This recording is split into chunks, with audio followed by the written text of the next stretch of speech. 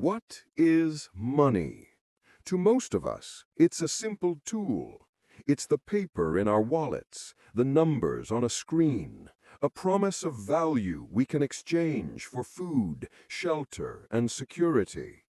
We trust this promise implicitly. We build our lives, our savings, and our futures upon it. But what happens when that promise is broken? What happens when the money itself dies? This isn't a theoretical question. It is a recurring nightmare that has haunted nations across history. It's the story of a lifetime of savings, carefully stored in a bank, suddenly becoming worth less than a single loaf of bread. It's the sight of children playing with stacks of banknotes like they're worthless bricks, because they are. It's the story of a society's foundation turning to dust. This phenomenon has a name: hyperinflation, and it is never an accident. It is a man-made catastrophe. Today, we journey into the heart of three of the most terrifying economic collapses ever recorded: the Weimar Republic in the 1920s, Zimbabwe at the turn of the 21st century, and modern-day Venezuela. These are not just tales of economic theory. They are warnings etched into history about how quickly civilization can unravel when trust in money is lost. Our first story begins in the ashes of the First World War. Germany, defeated and humiliated, was brought to its knees by the Treaty of Versailles. The treaty demanded impossibly high war reparations, payments that would drain the nation's wealth for generations. The Weimar Republic, Germany's new, fragile democracy, was born into an economic prison. To meet these crushing obligations and to pay for its own ballooning social programs, the government faced a fatal choice. It could impose crippling taxes on an already broken populace and risk revolution. Or it could do something far easier, far more seductive. It could print money. It chose the printing press. At first, it seemed to work. The money flowed, debts were paid, and the economy was artificially stimulated. But it was a devil's bargain. Every new mark printed diluted the value of all the marks already in circulation. It was a slow poison that soon became a torrent. By 1922, inflation was rampant, but by 1923, it went vertical. The numbers became meaningless, almost comical in their tragedy. Prices didn't double in a year or a month, but in days, and then in hours. A loaf of bread that cost 250 marks in January cost 200 billion marks by November. This wasn't just an inconvenience, it was the total destruction of daily life. Consider the story of the man who went to a cafe and ordered a cup of coffee for 5,000 marks. He ordered a second one, and the price was now 9,000 marks. He had been a victim of inflation in the 30 minutes it took him to drink his first cup. Workers demanded to be paid twice a day, receiving their wages in suitcases and wheelbarrows. Once they were paid, they would run, not walk, to the nearest store, desperate to turn the rapidly decaying paper into anything of real value. Bread, coal, a pair of shoes, anything. The ones who suffered most were the prudent, the savers, the backbone of the German middle class. Their life savings, held in government bonds and bank accounts, were completely annihilated. A fortune that could have bought a mansion in 1920 couldn't buy a postage stamp in 1923. The psychological scar was profound. A sophisticated, industrial society had been reduced to a frantic barter economy, where a bag of potatoes was worth more than a government pension. This economic chaos created a vacuum of despair and anger, a vacuum that a young extremist politician named Adolf Hitler would eagerly fill. The Weimar hyperinflation wasn't just an economic event, it was the kindling for the fires of World War II. Fast forward 80 years, and halfway across the world, history was preparing its second act. In the 1980s and 90s, Zimbabwe was known as the breadbasket of Africa. Its fertile lands produced abundant food for both its people and for export. Its economy was stable, its infrastructure sound. But a political storm was gathering. Under President Robert Mugabe, a series of disastrous land reform policies began in the early 2000s. Productive commercial farms were seized and redistributed, often to individuals with no farming experience. The nation's agricultural engine, the source of its real wealth and export income, sputtered and died. Food production plummeted. Tax revenues collapsed. Faced with an economic crater of his own making, Mugabe's government turned to the same solution as the Weimar Republic, the printing press. It was a desperate attempt to pay soldiers, police officers, and government officials to maintain loyalty. The result was a hyperinflation that defied imagination. The numbers became a global joke, but for Zimbabweans, it was a living hell. In 2008, at the peak of the crisis, official inflation reached an estimated 89.7 sextillion%. That's an 8 followed by 22 zeros. The government began printing banknotes in ever higher denominations, culminating in the infamous $100 trillion bill.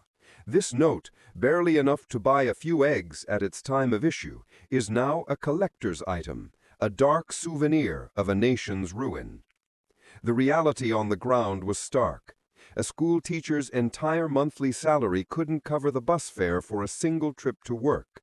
Supermarket shelves were permanently bare. Life savings vanished in a puff of worthless paper.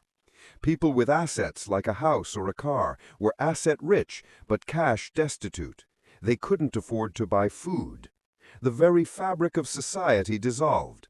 The US dollar became the only trusted currency, traded on a thriving black market. The lesson from Zimbabwe is brutal and clear. Hyperinflation is not just a monetary phenomenon triggered by printing presses. It is the end result of a catastrophic failure in a nation's productive capacity. When a country stops producing real goods and services, the money it prints is no longer a claim on value. It is a claim on nothing. It is a fiction, and Zimbabwe's tragedy shows us that you cannot print your way to prosperity. Our final story is perhaps the most shocking, because it is still unfolding, and it happened in a nation that should have been one of the richest on earth. Venezuela sits on the largest proven oil reserves in the world, more than Saudi Arabia. For decades, this ocean of black gold funded a prosperous state. But this immense wealth became a curse. The country suffered from a severe case of Dutch disease.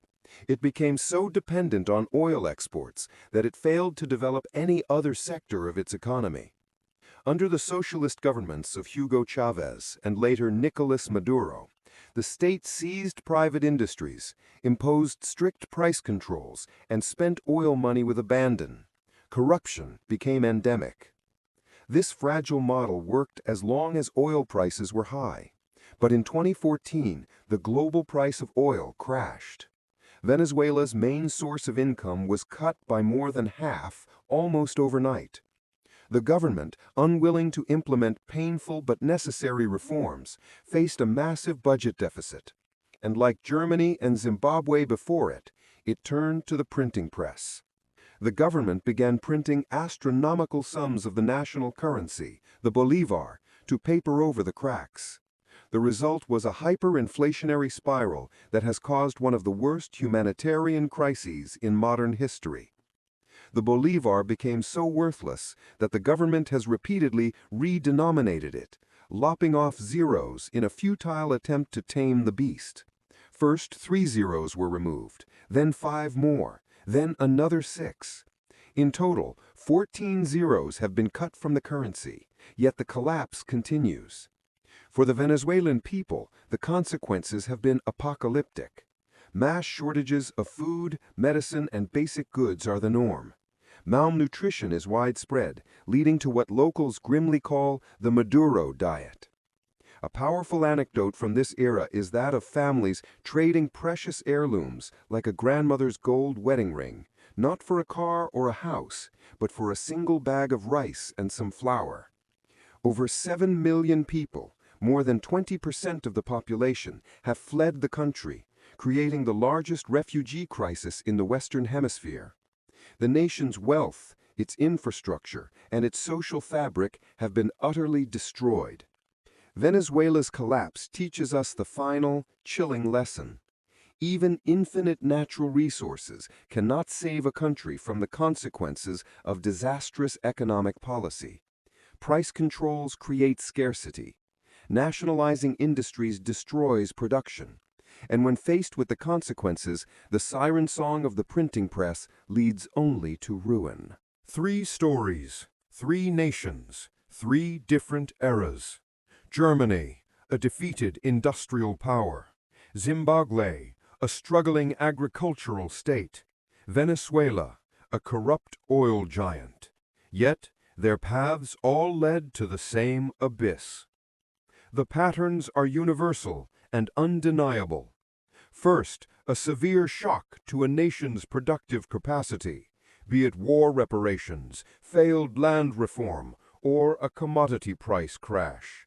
Second, a government that chooses the politically easy path of printing money over the hard path of fiscal discipline. And third, the final, catastrophic loss of public trust when the people realize the paper in their hands is a lie. In every one of these collapses, value fled from paper promises to real assets. People desperately sought to hold US dollars, gold, property, or essential goods that could be used for barter. The survivors were not those who trusted the system, but those who understood its fragility. The stories of hyperinflation are not relics of the past. They are a permanent warning, a reminder that money is not wealth. Money is a technology of trust, and when that trust is broken, the consequences are swift, brutal, and absolute. They remind us that the stability we take for granted is never guaranteed, and that the distance between order and chaos is shorter than any of us would like to believe. These events seem distant, but their lessons are timeless. What parallels or warnings do you see in the world today? Share your thoughts in the comments below.